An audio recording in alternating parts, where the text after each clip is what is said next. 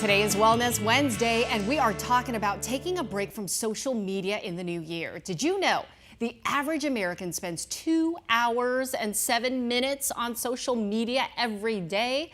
The most popular site visited, Facebook, followed by YouTube, WhatsApp, and Instagram. That's according to Forbes. So as we get into 2024, how about a digital detox? Doesn't that sound good? Joining me now is life coach and therapist Juliana Lynn with 7 ways you can get back some quality time. We need this. Oh, we do. Okay, I love this. I should print it out and stick it everywhere. Me First too. up, you say turn off notifications. Turn them off. I tell you, it's a hard one. We know because we're on it all the time. And you've got so many different dings, you know? So just when you're feeling overwhelmed, turn it off. Turn it off. Or at least turn off 9 out of the 10, Yeah. right? Or put it in a drawer. Yes, yes. Right. Okay, second, you say don't always take your phone with you. I'm going to tell you quickly what I do that I love. When I go out on my bike rides now, I have started leaving my phone at home. The minute I get on my bike, I am starting my gratitude.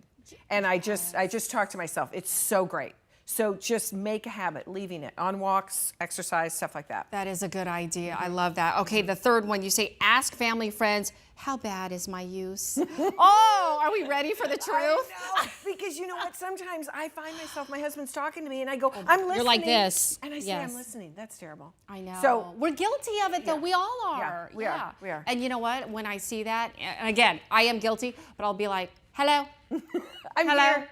Yes. Phone down. Hi.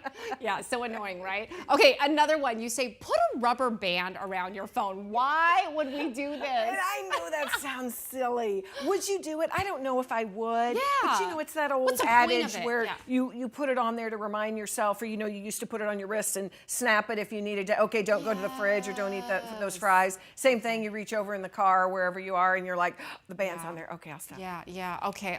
I'll give it a try. Maybe. Yeah, maybe. We'll see how long that lasts.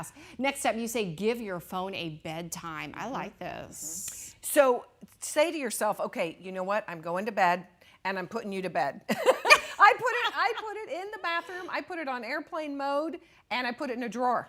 Wow. Yep. So the EMF, all the stuff, I really just am like, I'm doing it. Blocking it out completely. Yeah, Okay. I never thought about putting it literally in a separate room, but okay, all right. And you know what I heard about that too? If someone really wants to get a hold of you, they'll call you.